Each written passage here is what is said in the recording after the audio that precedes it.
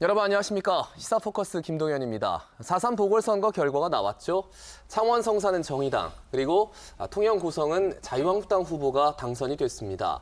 물론 1대1 균형을 이뤘다 이렇게 평가할 수도 있지만 내부로 들여다보면 어떤 것에 방점을 두느냐에 따라서 민심의 향배는 해석이 제각각입니다. 과연 여러분은 어떻게 보셨습니까? 네 분과 함께 말씀을 나누지요. 먼저 배재정 더불어민주당 사상구 지역위원장입니다. 이어서 곽규택 자유한국당 중영도구 당협위원장입니다. 네, 안녕하십니까. 계속해서 장은주 영산대 성심교양대학 교수입니다. 안녕하십니까. 끝으로 황기식 동아대 국제전문대학원 교수입니다. 안녕하십니까. 4.3 보궐선거에 대해서 해석하는 방송들이 끊임없이 나오고 있습니다. 네 분은 어떤 말씀을 해주시죠? 어떻게 보셨습니까? 네, 우선 민주당 입장으로서는 최악의 결과는 그래도 피했다라고 이야기를 할 수도 있을 것 같은데요. 예. 그렇다고 해서 방심이랄까 이렇게 할 수는 없는 것이 매운 예방주사를 맞았다. 쓴 약을 먹어야 하는 상황이다. 이렇게 좀 말씀을 드릴 수 있을 것 같습니다.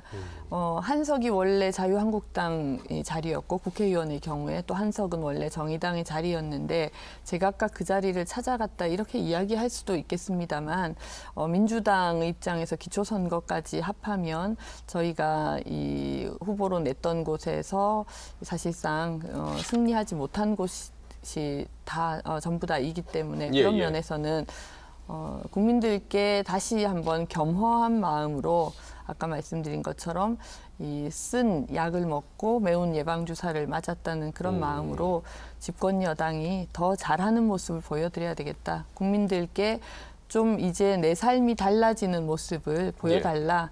그런 이제 국민의 명령으로 받아들이고 있습니다. 쓴 약을 먹었다. 매운 예방주사를 맞았다. 이런 식으로 평가를 해주셨습니다. 자유한국당 입장에서는 조금 여유로운 모습을 가질 수 있지 않을까라는 생각도 드는데 어떻게 보십니까? 예, 이번 4.3 보궐선거를 두고 이제 향후 전국 나아가서는 내년 총선에 대한 풍향계가 될 것이다 이런 예측을 했었죠. 예. 이 예측이 들어맞은 것 같습니다. 이번 PK 지역에서의 그 현 정부에 대한 심판 이것을 자유한국당 강조를 했었는데 이것이 민심에 제대로 작동을 한 것 같고요. 특히 그 창원 성산 지역은 여권에서 스스로도 진보의 성지라고 부르었던 지역 아니겠습니까? 네네.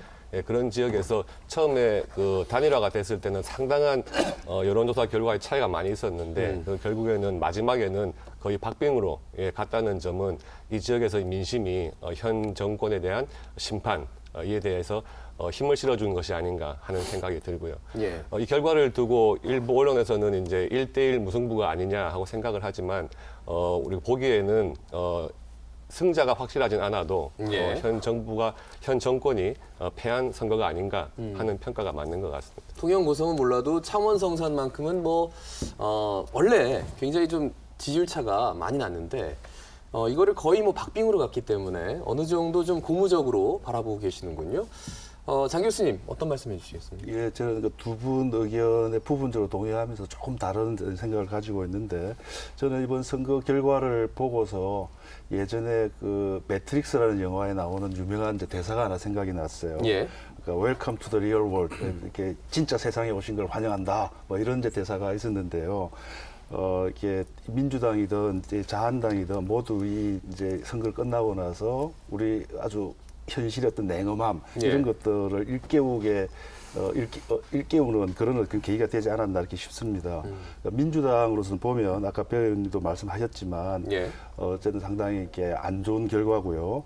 이건 이제 민주당 쪽에는 어떤 메시지냐 하면 제가 생각할 때는 이제 작년 지방선거의 어떤 압승, PK 지역을 포함한 그런 어떤 대승이 결코 어떤 굳건한 승리가 아니다라고 하는 것. 특히 아주 민주당의 이 장기 집권을 위해서 PK 지역이 아주 중요한데 네. 이 PK 지역은 언제든지 과거로 회귀할 수 있다. 지역주의 투표 성향 이런 것들이 완전히 사라지지 않았다. 라고 하는 거를 확인시켜준 그런 계기가 아니었나 싶고요. 작년 그 지방선거 대선 이후 문 대통령께서 그러니까 등골이 오싹해진다 이런 이제 표현을 하셨는데 그러니까 민주당은 이제 지금부터라도 제대로 긴장하지 않으면 예. 아주 큰일 날 것이다 이런 생각이 들고요. 근데 이제 자한당 입장에서도 이게 이제 자한당의 승리냐 이렇게 보기는 힘든 측면이 있다라고 저는 생각을 합니다.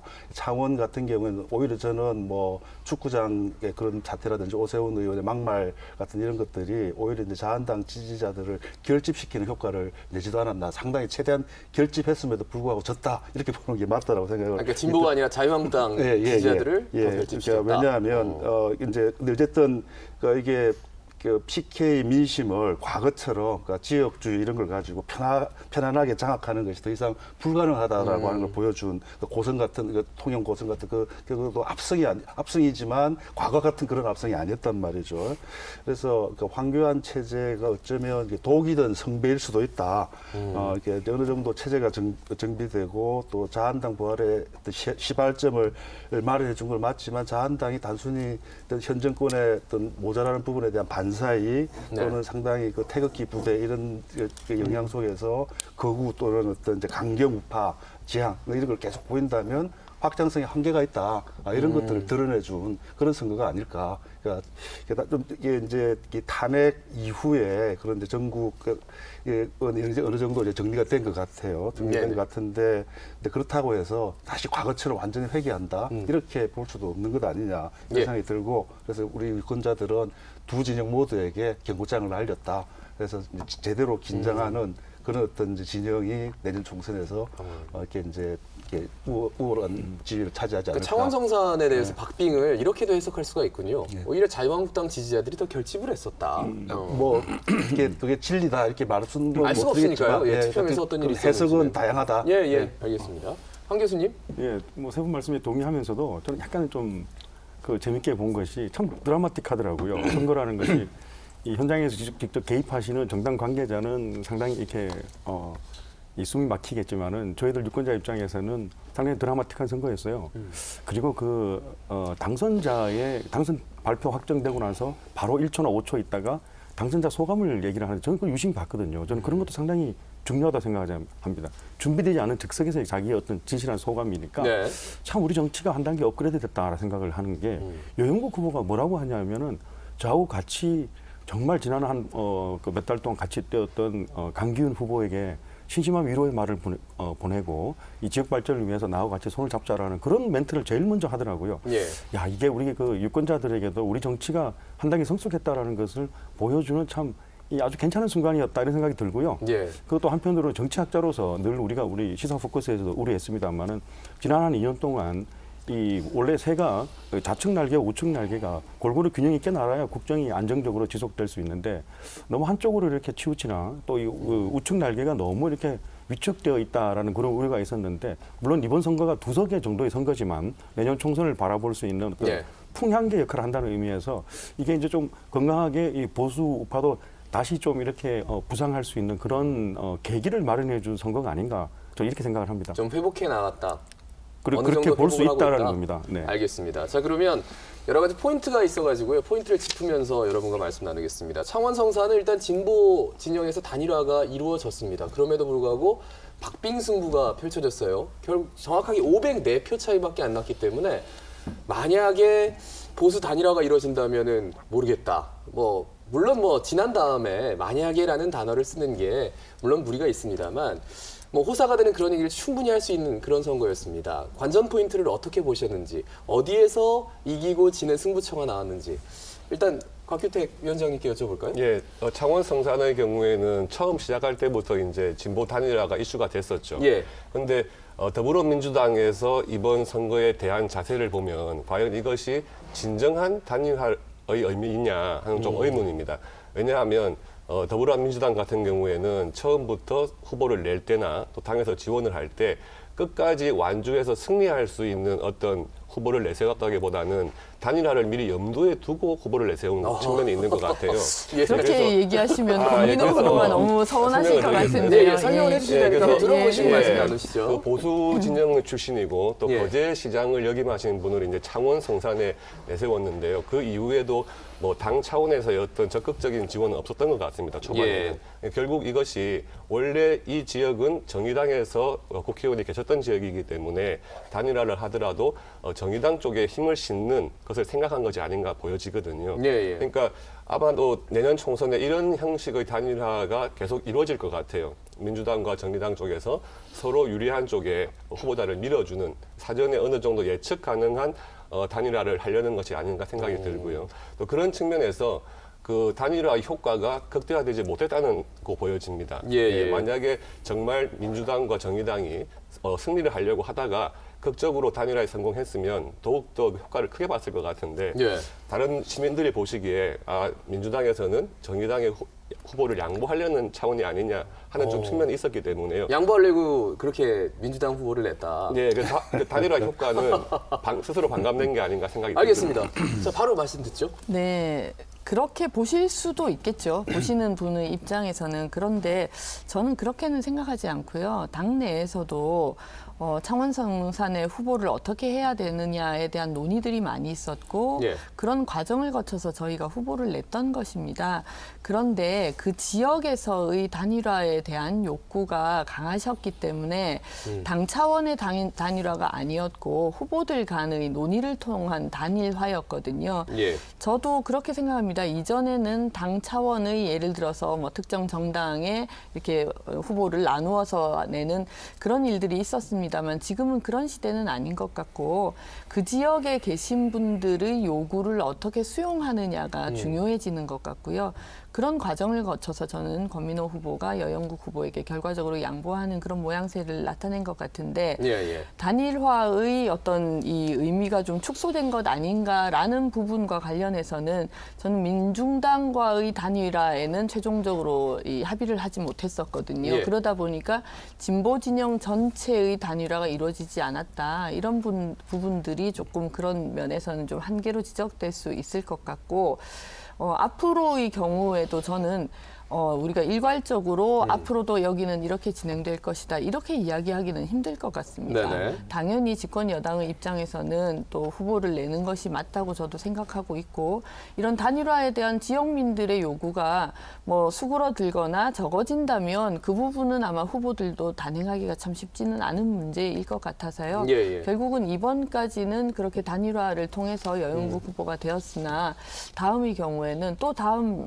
따른 그런 네. 결론이 있을 것으로 생각이 됩니다. 다음이라고 해봤자 1년밖에 안 남았습니다. 그래서 또 단일화가 될 수 있을지 없을지 그거는 정말 알 수가 없다. 이런 말씀으로 들리네요. 자, 그러면 여러 가지 이슈가 있었습니다. 뭐 축구장 유세도 있었고 또 오세훈 전 시장의 이렇게 발언도 있었고 말이죠. 그리고 장관 후보자 인사청문회가 또 있으면서 국민적인 관심을 샀고, 그러니까 여와 야의 모두 악재가 굉장히 많았는데 이런 것들이 어떻게 반영이 됐다고 보시는지 두 분 교수님께 그걸 좀 여쭤볼게요. 황 교수님?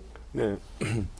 그 현장에서 보시는 두 분 얘기 들어보니까 상당히 설득력이 있긴 하네요. 예. 설득이 있는데 저는 뭐 학교에서 연구하는 학자니까 정치학자니까요. 이번 선거 같은 경우에 보궐선거는 그 총선하고 좀 달리 정치공학적인 설명이라 단일화가 이 당락에 되게 중요한 변수로 작용했다거나 아니면 우리가 통영 고성 같은 경우에는 이 후보자들의 출신 지역, 유권자가 누가 많은 지역이 유리할 거냐 이런 정치공학적이나 정치구도적인 접근법은 크게 설득력이 없다고 저는 생각을 하거든요. 이번 네. 선거 같은 경우에는. 역시 보궐선거에 그 오래된 의미가 있지 않겠습니까?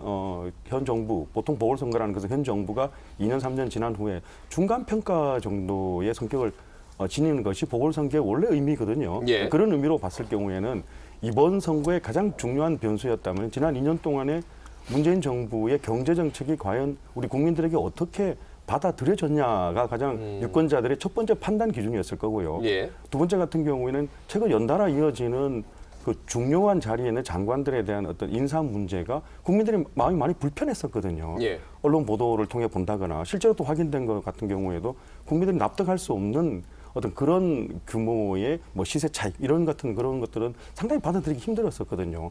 그리고 청와대 대변인의 어떤 그런 말이라든지 그리고 또 사후에 장관 검증에 문제가 없었다라는 그런 태도 같은 것도 이번 보궐선거에서 상당히 유권자들 마음을 움직이지 않았나 이런 생각이 듭니다.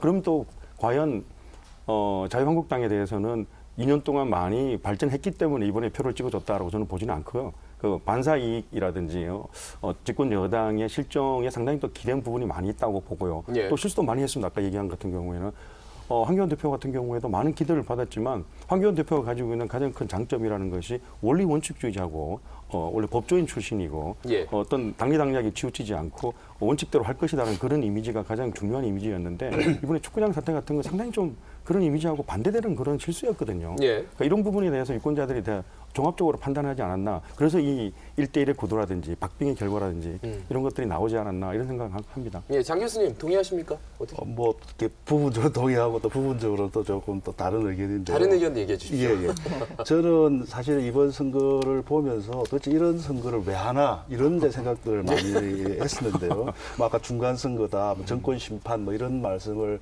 하긴 하셨는데 예. 사실은 그렇게 보기에는 이렇게 이 규모가 너무 이렇게 작은 선거였다.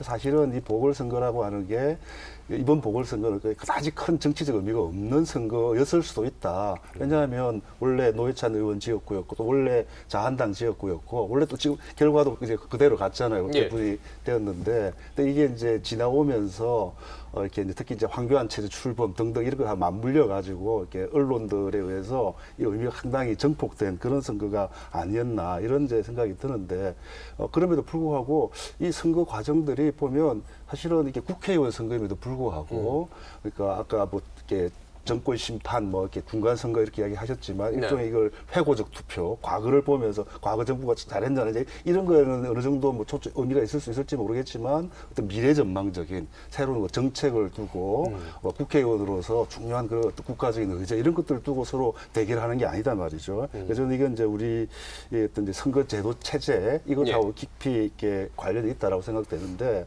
어쨌든 이런 이제 제도 하에서 무조건 이기는 게 중요하니까 무슨 그런 정책 대결이라든지 이런 방향 가지를 않고 사실은 뭐 이렇게 이슈가 많이 되었습니다만 축구장 난입이니 막말이니 뭐 이렇게 돈봉투 사건이니 공천 자범이니 이런 것들은 사실 선거의 어떤 본질하고 좀 무관한 그런 어떤 이슈들이 아니었나. 그래서 이제 이런 방식으로 이제 앞으로 선거가 이루어지지 않으려고 하면 사실 우리가 지금까지 이루어진 이런 식의 선거 운동 방식, 그러니까 선거에 대한 의미 부여, 또 그 무엇보다도 선거 제도 전체에 대한 근본적인 성찰과 어떤 개혁이 있어야 되지 않겠느냐. 그래서 이제 가능할지는 모르지만 하루 빨리 이 선거제도 개혁에 대한 논의를 해야 된다. 저는 그렇게 생각을 합니다. 예, 큰 의미를 두기 어려운 선거지만 선거제 개혁까지 말씀을 해주시네요. 알겠습니다.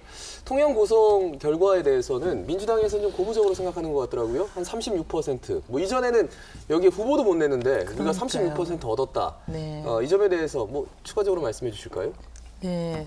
지난 총선에서 20대 총선에서 사실 저희 당이 후보를 못 낸 지역입니다. 통영 고성이. 예.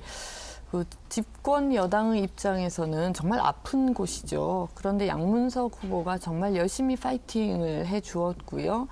결과적으로 승리를 하지는 못했습니다만 이것의 결과를 어떤 이 폄훼하기는 또 어렵지 않겠나라는 생각을 하고 저희는 그런 기대를 좀 가져봅니다. 이번에 특히 파이팅을 했었고 예. 뭐 정점식 후보의 경우에 물론 본인은 아니라고 합니다만 돈봉투 사건 이런 부분들이 있었기 때문에 다음 총선을 놓고 본다면 정말 어떤 이 희망의 기초를 세우는 데는 성공한 것이 아닐까 이렇게 좀 의미를 부여하고 싶은 게 솔직한 심정이고요. 예. 저도 선거 전에 사실 지원 유세를 갔었습니다. 저희 의원님들하고 같이 갔었는데 분위기가 제가 생각했던 것보다는 훨씬 좋다는 것을 사실 확인을 하고 왔었거든요. 예. 그래서 내심 좀 승리를 기대하기도 했습니다만 결과는 뭐 좀 뼈아픈 그런 패배가 되었는데도 그럼에도 희망을 가질 수 있다. 내년 총선을 향해서 뭐 열심히 뛰면 좋은 결과를 만들어낼 수 있지 않을까 그런 생각을 가졌습니다. 알겠습니다. 바로 여쭙죠.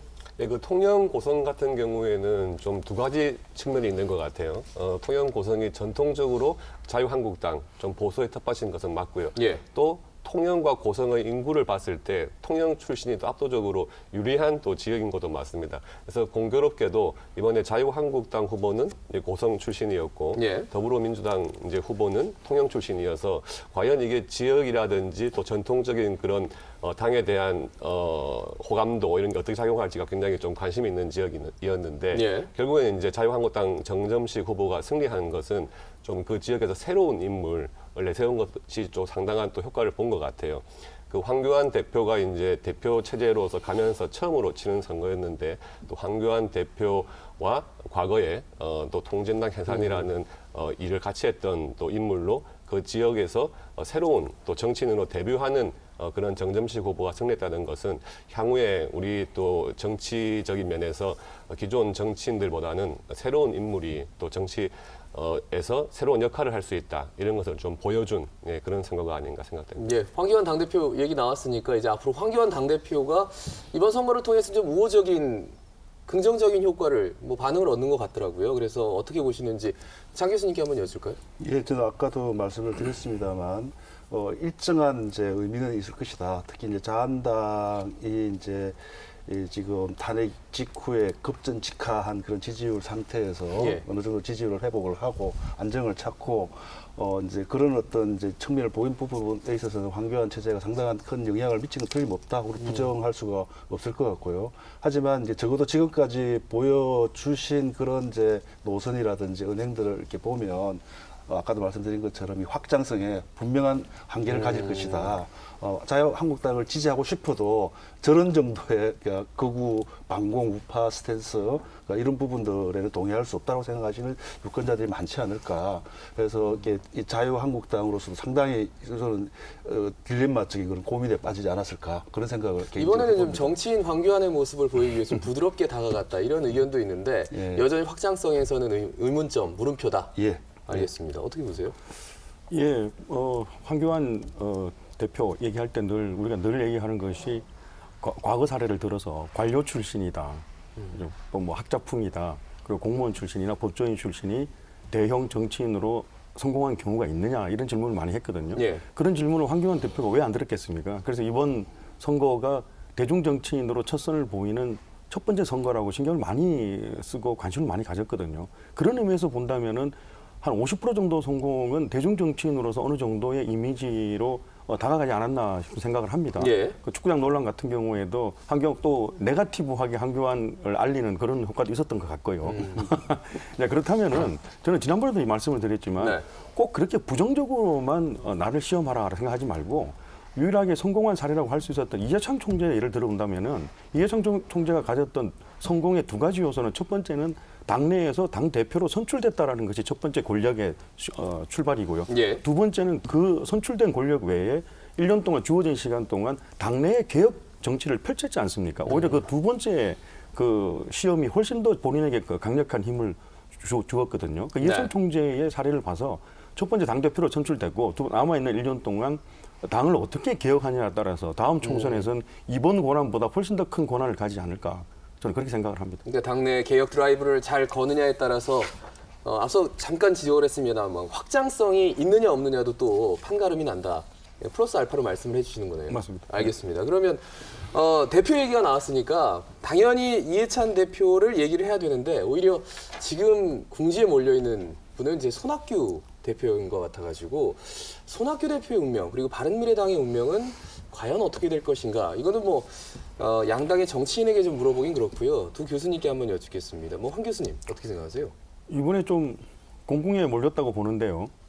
그런데도 후보를 내고 끝까지 거기서 상주하면서 그 승부를 거는 모습을 보였는데 저는 그런 모습이 의미가 있다고 생각을 합니다. 예. 당내 도전 같은 경우에도 10%를 받지 못하면 대표직에 사퇴하라고 하는데 저는 제가 만약에 손학규 대표라면 지금 바른미래당의 전국적인 지지율이 4% 5% 정도거든요. 그 정도를 만약에 이 PK 지역에서 지켜낸다면은 그거는 10%에 대한 목표보다는 훨씬 의미가 있다는 생각이 들고요. 이번에 존재 자체를 알리는 데는 성공했다고 보고요. 지금 그 보수 대연합의 필요성이 이번 선거로서 만약에 조금이라도 더 올라갔다면은 예. 자유한국당이 주도하는 보수 연합의 그 파트너로서의 어떤 가치는 이번에 자리매김하지 않았나 싶은 생각을 들고요. 반대 케이스를 얘기한다면은 진보 연합의 필요성이 더 증대한다고 본다면은 이번에 정의당이 자신의 존재 가치는 크게 알리지 않았습니까? 그런 의미에서 본다면은 그 반대쪽 의미에서의 바른미래당의 존재 가치는 이번에 알리지 않았나 예. 그런 생각을 합니다. 하긴 정의당도 한석 늘어서 민주평화당과 교섭단체를 만들 수 있는 요건을 가져서 이것과 또 비교를 해주시니까 이해가 잘 되는 것 같아요. 장 교수님 어떻게 보세요? 예, 저는 뭐 이렇게 손학규 대표나 바른미래당이 상당히 위치가 지금 애매해졌다. 그러니까 이제 자한당이 이제 지리멸렬한 그런 상태에 있을 때 그러니까 이른바 개혁 보수 이런 기치를 내걸고 그러니까 자한당 지지층의 많은 부분들을 흡수할 것이라고 출발을 했는데 그런 방향을 가지를 않고 예. 뭐 어떤 이제 잘못된 분이든지 간에 저도 자한당이 어느 정도 살아나고 하면서 아마 이제 자한당 쪽으로 다시 이제 통합돼야 된다라고 하는 압력이 커질 거라고 봅니다. 그렇기 때문에 손 대표나 바른미래당으로서는 이렇게 선거구제 개편에 사활을 걸 수밖에 없는 그런 상황이 되었다. 근데 저로서는 좀 이해가 잘 안 되는 것이 이제 그럴 수밖에 없는데 그러니까 선거구제가 개편이 되고 결국 민심 그대로 지지율 그대로 이렇게 득표를 하는 의석을 배분받는 그런 제도가 되어야만 바른미래당의 미래가 있을 텐데 지금 패스트트랙에 이 선거제도 개편을 태우자고 해놓고도 예. 공수처법안 이런 것 때문에 이견을 제기하면 지금 바른미래당이 지금 이렇게 비토를 놓고 있는 상황이거든요. 네. 왜 그렇게 이 바른미래당 내부에서도 지금 노선들이 그러니까 일치되지 않는 바람에 손 대표가 상당히 지금 이제 궁지에 몰리고 있지 않나 이런 제 생각이 드는데 어쨌든 앞으로는 이제 이 선거제도 개편에 예. 모든 당력과 개인적인 정치력을 집중할 수밖에 없지 않겠느냐 이런 생각을 합니다. 알겠습니다. 자, 4.3 보선에서 나온 민심의 향배를 쭉 말씀을 나누고 있는데 시간이 남질 않아서 첫 번째 주제에 대해서 앞으로 그러면은 우리 정당에는 이런 것들을 보완하면 충분히 내년 총선에서 승리할 가능성이 있다. 각 당은 어떤 생각을 가지고 있는지 마지막으로 한 말씀씩 청하고 다음 주제 넘어가겠습니다. 자유한국당 먼저 한번 들어볼까요? 예, 세 가지 측면 말씀드릴 수 있을 것 같아요. 첫 번째는 내년 이제 총선이 그 현 정부의 이제 임기 절반을 넘어선 시점에서 되기 때문에 당연히 또 정권 심판에 대한 이야기가 나올 겁니다. 예. 그러니까 현 정부의 실정이라고 주장하는 부분에 대해서 자유한국당 쪽에서 어떤 대안을 내놓을 수 있느냐 이 부분이 첫 번째로 중요할 것 같고요. 그리고 이제 이번에 또 진보 측 단일화가 있었지만 또 보수 진영에서의 단일화 예, 이 부분도 상당한 또 중요성을 가질 것 같습니다. 그리고 끝으로는 이제 정치 전반에 걸쳐서 새로운 인물 또한 물갈이 그런 부분도 우리 유권자들이 관심이 있는 부분인 것 같고요. 그런 세 가지 정도가 내년 총선에서 중요한 역할을 할 것 같습니다. 알겠습니다. 예, 더불어민주당 사정 좀 들어볼까요? 네, 가장 중요한 것은 저도 현장에서 우리 지역에 계신 분들을 만날 때마다 늘 듣는 것이 너무 좀 경제가 어렵다라는 그런 호소를 많이 듣습니다. 예. 이번 그 보궐선거에서 만약에 이 문재인 정부에 대한 어떤 심판론이 작동했다면 저는 경제적인 어려움에 대한 그런 심판론이 가장 강력하게 작동했을 수 있을 거라고 생각하고요. 그런 측면에서 국민들께 안심을 드리는 저희들의 노력이 필요하다고 생각합니다. 그래서 이 먹고 살기 힘들다는 그런 고충을 조금이나마 덜어드릴 수 있는 부분들이 필요한 것 같고요. 그리고 사실 야당의 도움이 없이는 진행되기 어렵겠습니다만 공수처 법안이라든지 뭐 여러 가지 그 사법 개혁과 민생 개혁 이런 법안들의 통과를 통해서 어떤 국정을 좀 안정적으로 운영하는 모습을 보여드리는 예. 것도 아주 중요한 포인트가 될 것 같고요. 그런 면에서 제가 모두에 말씀드린 것처럼 저희 당이 더 열심히 뛰고 국민들께 그런 어떤 성과를 보여드리는 모습을 국민들께서 원하고 계신다. 그걸 잘 하는 것이 내년 총선에서 저희가 또 선전할 수 있는 길이다. 이런 말씀을 드리고 싶네요. 네, 자 여기까지 4.3 보선에서 나온 민심의 향배 쭉 살펴봤고요. 자 계속해서 다음 주제 만나볼까요?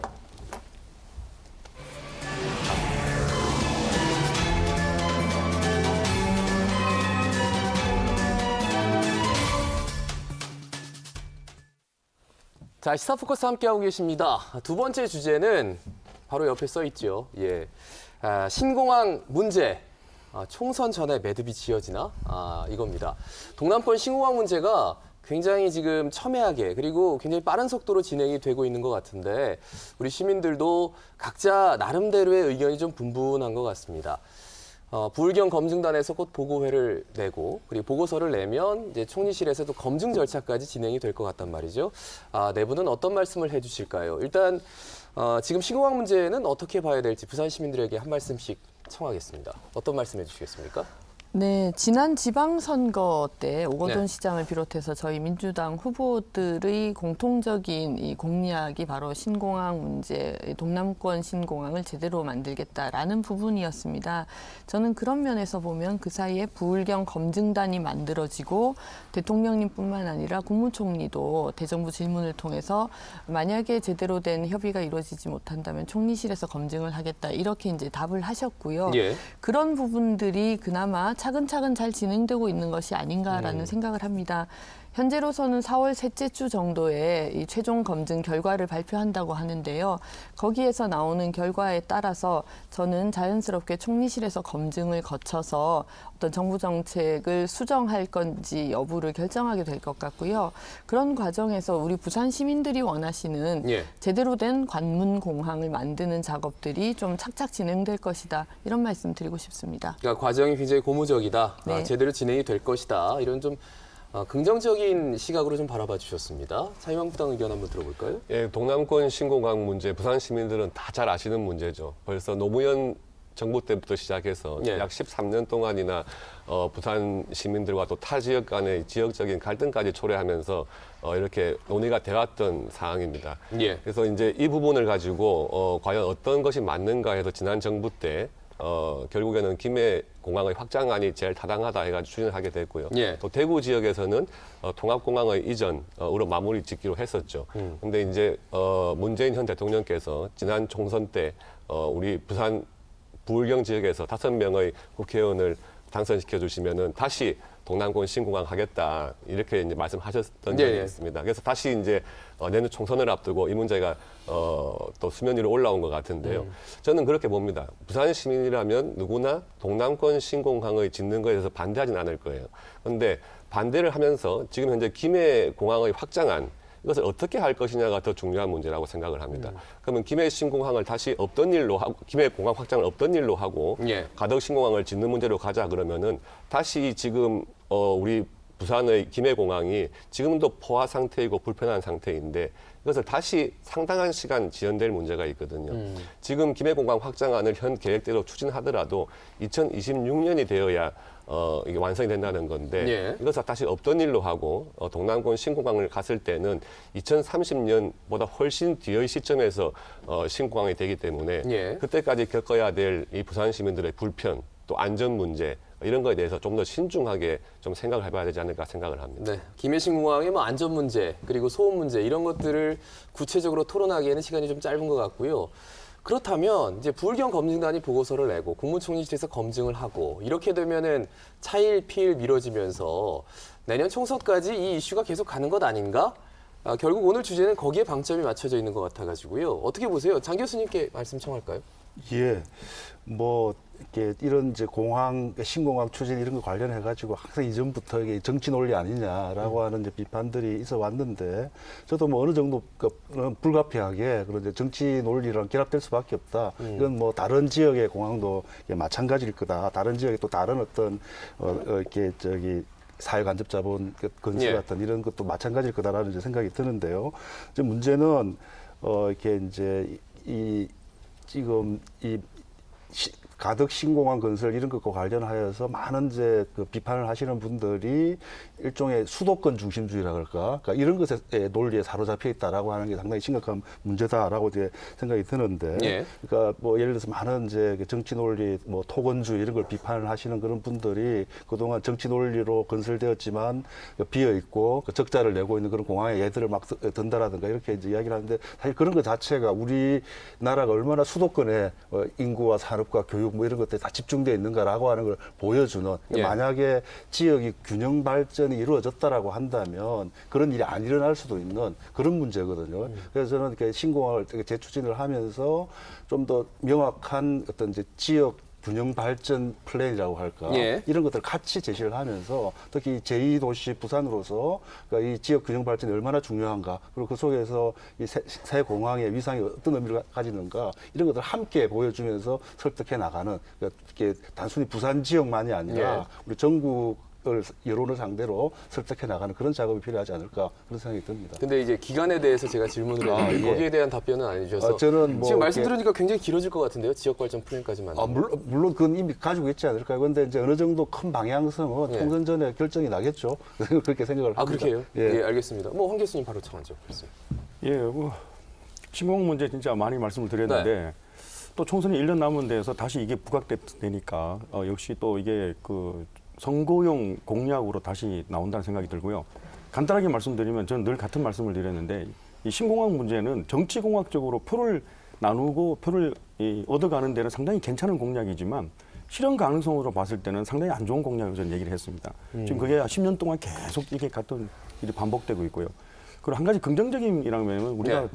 부산에서는 과거에 부산 정치권에서 이렇게 어느 정도 50대 50에 좀 대립하고 토론을 벌리는 상호 경쟁을 벌리는 어떤 그런 구도가 형성이 안 됐었거든요. 신공항 문제를 보면은 지금의 부산시와 어떤 정부 여당을 비롯해서는 또 김해 신공항을 포기하고 가덕도 공항으로 가자라는 어떤 그런 주장을 벌이고 있고 예. 또 자유한국당을 중심으로 하는 보수 정당에서는 김해 신공항에 아니 그래도 설득력이 있다라는 주장을 하고 있거든요. 이 그 판단은 부산 시민들이 할 겁니다. 예. 과거에는 뭐 하나의 목소리만 주고 부산 시민들이 판단할 근거가 없었지만 지금은 이 50대 50의 목소리가 있으니까 시민들이 현명하게 판단할 거라고 보고요. 저는 그 상당히 중요하다고 생각하는 게 지금 제주도에도 지금 제2 신공항 문제가 있지 않습니까? 거기서 원희룡 지사가 이 국토부하고 한 목소리를 내면서도 추진하는데 이 제주도민들이 반대를 하니 그 여론을 수렴하지 못하니까 여당과 국토부가 한 목소리를 내고 추진하는데도 이게 추진이 안 되거든요. 예. 그러니까 우리 부산 같은 경우에는 정부 여당하고 또 이 국토부하고 목소리가 다르면서 또 야당하고도 목소리가 다르니까 이런 부분들을 어떻게 부산 시민들이 현명하게 판단을 해주실까 이게 참 저는 아주 중요한 시험대라고 생각을 합니다. 여당과 부산 정치권에 분명히 앞으로 우리를 끌고 나가줄 정치력부터 먼저 요구하는 사안이 될 거라고 생각을 합니다. 예. 예, 제가 한 가지만 덧붙이면 저희 당의 목소리가 아니고 자유한국당의 조전혁 전 의원과 토론을 한번 하는데 조전혁 전 의원이 그 말씀을 하시더라고요. 김해 신공항은 신공항대로 좀 확장 보수를 하고 예. 그다음에 동남권 관문공항은 관문공항대로 좀 지었으면 좋겠다 이런 말씀을 하셨는데 저는 그 총리실 검증이 완료가 되면 예. 그런 절충안이 나올 수 있을 거라는 그런 희망을 좀 가져보거든요. 어허. 그러니까 말씀하신 것처럼 동남권 관문공항을 새로 지으려면 시간이 새로 많이 걸리니 예. 그렇다면 포화된 김해공항을 어떻게 활용할 것인가가 중요한 화두가 될 거라고 생각합니다. 예. 그런 측면에서 뭐 아니면 도식으로 이게 아니면 이게 아니고 김해 신공항을 조금 더 우리 부산 시민들이 더 활용할 수 있도록 넓히는 동시에 제대로 된 동남권 관문공항을 만드는 노력이 충분히 이루어질 수 있다. 이런 부분들을 좀 우리 부산 시민들께 대안으로서 사실 제시할 수 있는 게 아닌가라는 생각이 들어서 말씀을 좀 드립니다. 예. 근데 예. 지금 말씀하신 거는 이제 기존의 부산시 입장하고는 조금 다른 것 같아요. 그러니까 부산시는 동남권 신공항의 건설이 맞기 때문에 김해공항 확장안은 잘못된 것이다 이렇게 지금 이야기를 하고 계시는 거거든요. 예. 근데 우리가 서울에 있는 인천공항과 뭐 김포공항 또 일본의 나리타공항과 하네다공항 이런 것들을 봤을 때 충분히 그 기존의 공항을 확장 사용하면서도 새로운 공항을 지을 수가 있는 겁니다. 예. 그래서 제가 말씀드리고자 하는 것은 동남권 신공항을 장기적으로 추진하되 지금 지난 정부에서 그렇게 어렵게 얻어낸 김해공항 확장안 이것도 원래 계획대로 추진을 해야 부산 시민의 안전과 편리를 보장하는 데 도움이 된다는 거죠. 근데 이제 수도권의 의견인지 모르겠습니다만 김해 신공항에 이만 한 6조 정도가 투입된단 말이죠. 그러면 과연 이렇게 큰 프로젝트를 또다시 국책 사업으로 과연 부산에서 가덕 신공항을 부산 나름대로 추진할 수 있을까? 거기에 대해서 또 의문을 제기하면서 바로 그런 부분 예. 때문에 저는 절충안이라는 표현을 했는데요. 예. 기존의 김해 신공항안을 그대로 수용하는 것이 아니라 조금 줄여 잡아서 예산이라든지 아니면 환경 파괴라든지 이런 부분들을 줄여가면서 새로운 관문공항을 건설하는 그런 절충안을 만들 수 있지 않을까라는 측면에서 말씀을 드린 거고 예. 이런 부분들이 더 활발하게 토론이 되어야 된다고 생각합니다. 저는 아까 장 교수님 말씀해 주신 부분에 정말 많이 동의를 하는 게 워낙 대한민국의 수도권 중심주의가 강하다 보니까 대부분의 여론이 수도권을 통해서 이렇게 나오거든요. 예. 그러다 보니까 동남권 관문공항의 필요성에 대해서 우리 부산, 울산, 경남의 주민들이 알고 계신 것만큼 수도권에 계신 분들은 중요하게 생각하지 않고 중요성을 인지하지 못하는 부분이 많이 있어요. 예, 예. 그런 측면에서 정말 저는 홍보도 강화하고 적극적으로 우리가 마케팅을 해서 그런 설득 작업을 병행하는 것이 지금 진행되고 있다. 이런 말씀도 좀 드리고 싶네요. 관련해서 지난번에 이제 문재인 대통령 오셨을 때 5개 시도가 합의만 하면 뭔가 좋은 방향이 이루어지지 않을까 이런 말씀하셨는데 사실 부울경은 어느 정도 합의가 돼가는 모습이에요. 그런데 대구 경북은 여기에 대해서 합의를 하는지 그 해석에 따라서 제각각입니다. 어떤 사람들은 합의를 해줬다. 어떤 사람들은 그렇지 않다. 오히려 반대가 더 심할 것이다. 이 점은 우리 부산 시민들이 어떻게 판단을 해야 되는지 몰라서요. 일단 위원장님만 여쭙고.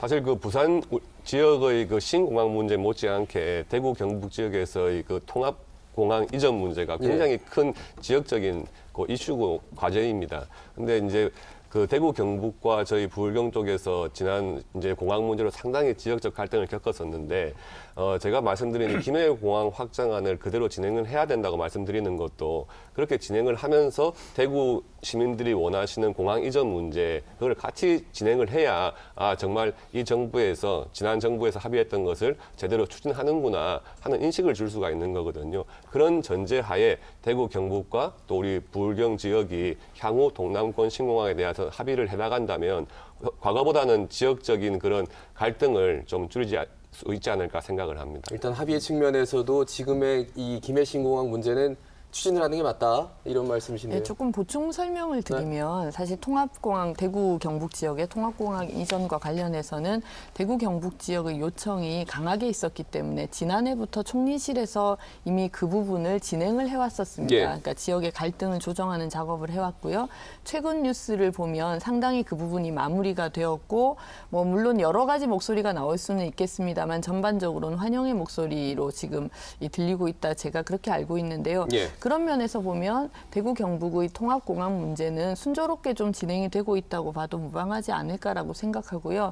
이 부분을 또 너무 어떤 이 TK와 PK 간의 어떤 갈등 구조로 만들어가는 것은 오히려 참 조심스러운 부분이 있어서 이제 좀 그 순항하고 있는 그런 통합공항 이전 부분은 그것대로 좀 존중할 필요가 있지 않나라는 말씀을 좀 드리고 싶네요. 예, 황 교수님. 예, 이 문제를 보면서 우리 위원장님 말씀에 전적으로 동의하는데 지난번 우리 김해 신공항 확장으로 결정 날 때도 가장 우리가 가장 우려했던 것이 중앙 정부와 중앙 언론의 지역 이기주의 같은 그런 보도였거든요. 예. 저는 참 불쾌하더라고요. 우리 상황은 그런 게 아닌데 중앙에서는 오로지 이 지역하고 이 지역하고 지금 완전히 그냥 조금만 싸움을 벌이고 있다 이런 식으로 하니까 우리 정책도 추진도 안 될 뿐더러 그렇죠. 우리가 원하는 결과도 안 왔거든요. 그건 어쩔 수가 없습니다. 그럼 우리 부산 정치권이 수도권에서 우리를 위해서 자기들이 손해를 보면서 우리한테 뭔가 해줄 거라는 기대는 잘못된 기대고요. 예. 이건 세계 역사가 말해주지 않습니까? 우리 이런 TK 주변 지역에 대한 설득이나 아니면 중앙 정부에 대한 설득이나 국토교통부에 대한 설득이나 아니면 총리실에 대한 설득 이런 것 같은 경우도 결국 우리 부산 정치권과 경제계가 한 목소리로 설득을 해내야 되는 우리의 과제거든요. 해외 사례를 한번 말씀드리면요. 맨체스터에 런던보다 더 큰 축구 경기장이 지어질 거라고 아무 생각은 안 했습니다.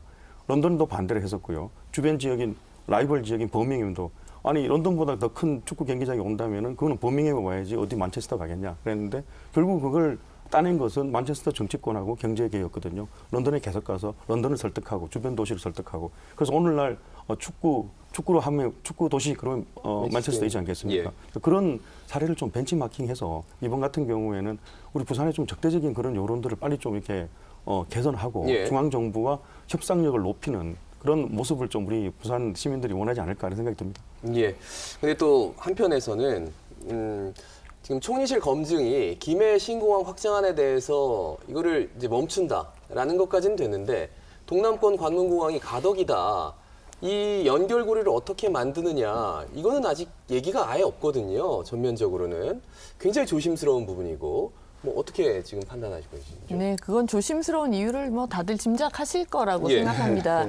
자칫 가덕도 이야기를 너무 섣부르게 꺼내놓으면 그럼 김해 신공항을 엎으면서 이전에 주장했던 가덕도로 가자는 거냐, 그런 논리가 바로 이제 형성이 될 텐데, 중요한 것은 뭐 두 분 교수님이 다 말씀하신 것처럼 저는 제대로 된 동남권 관문공항이 필요하다는 우리 부울경의 여론이 제대로 전달되는 게 우선 필요한 것 같습니다. 예. 그걸 통해서 이 부분에 대해서 그럼 김해공항이 우리가 길게 말씀을 못 드렸습니다만 안전성 문제라든지 환경 파괴 문제라든지 어떤 철새 도래지 이런 그런 부분에 이르기까지 소음 문제, 얼마나 많은 문제점들이 드러나고 있습니까? 그럼 이런 부분들에 대해서 제대로 된 검증을 통해서 그 사실을 좀 알리고 그렇다면 이것이 이대로는 좀 힘들겠구나라는 공감대가 형성되어야 그 다음 스텝으로 나갈 수 있는 문제다. 저는 그런 불가피한 우리 절차를 지금 말씀드릴 수밖에 없는 것 같고요. 예. 그런 과정에서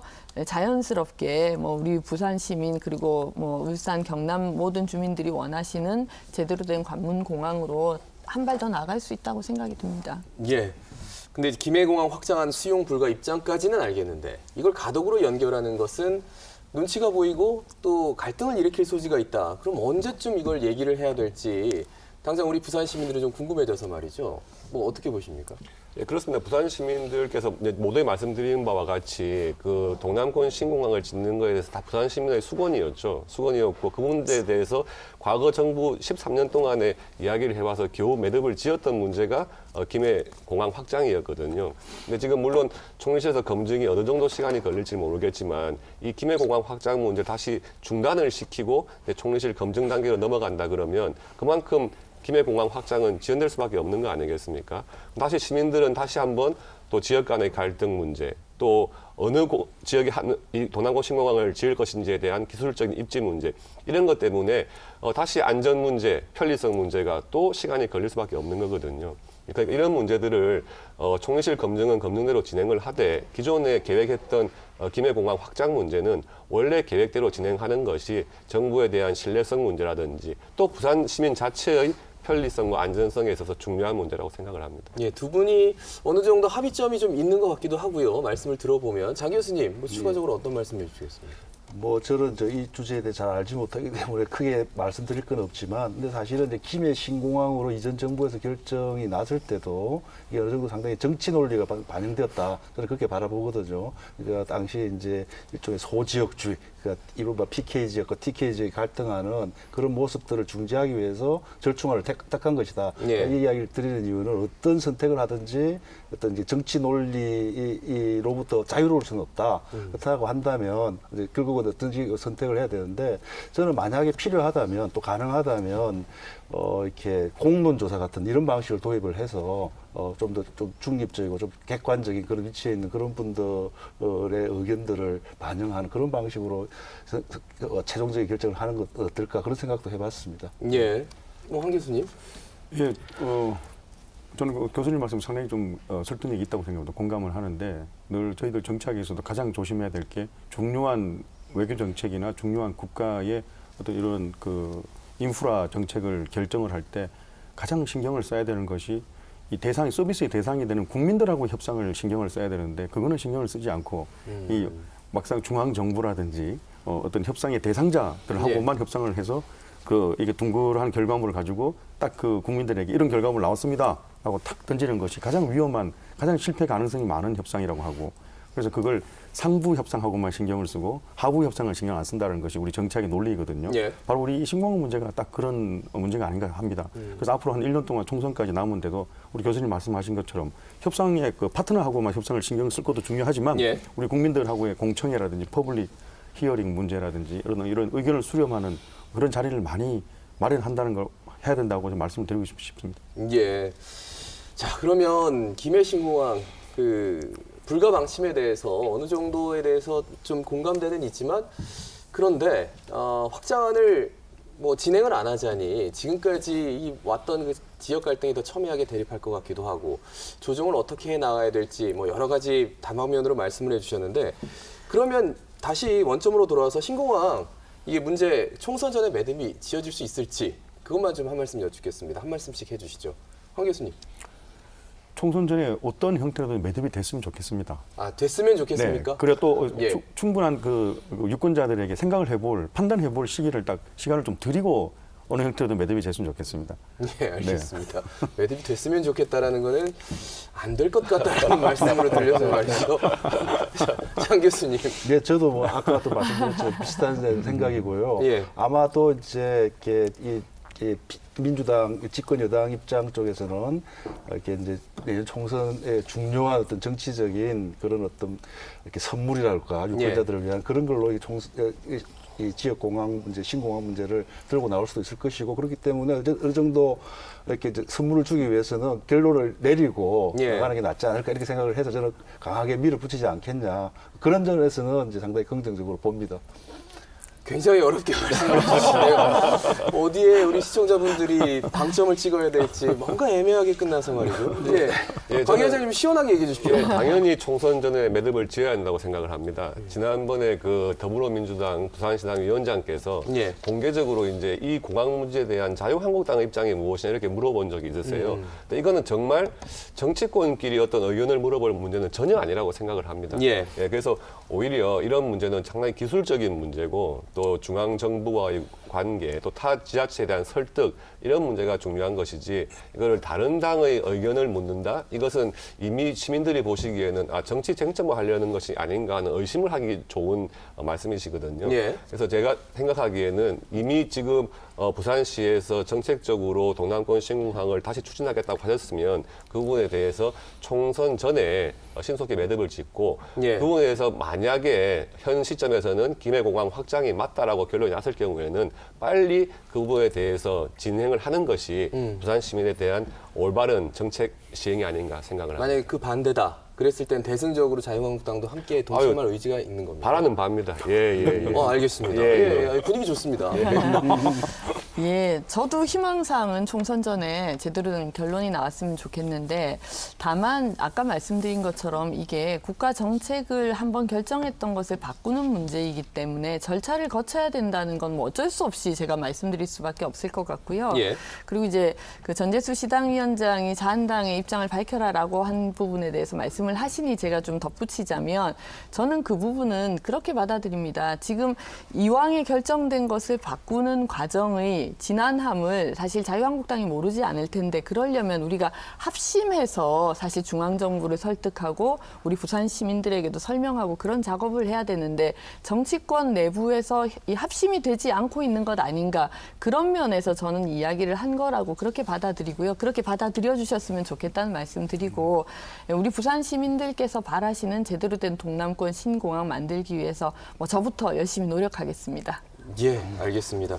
무슨 유행가 가사처럼 뭐 내 거 아닌 내 거 같은 것, 그러니까 정치 문제 아닌 정치 문제 같은 것, 기술적인 문제 아닌 기술적인 문제 같은 것 이런 느낌이 들어서 참 이 매듭을 뭔가 이렇게 짓는다는 게 결코 쉽지가 않겠구나라는 생각이 들지만 그래도 우리 시민들이 관심을 갖지 않으면 누가 관심 갖겠습니까? 부울경 검증단에서 보고서 나오고 또 총리실에서 검증을 한다니까 제대로 한번 지켜보시고 어떤 게 옳은지 꼼꼼하게 따져보시길 바라겠습니다. 오늘 네 분 함께해 주셔서 고맙습니다. 시청자 여러분 고맙습니다. 감사합니다. 감사합니다.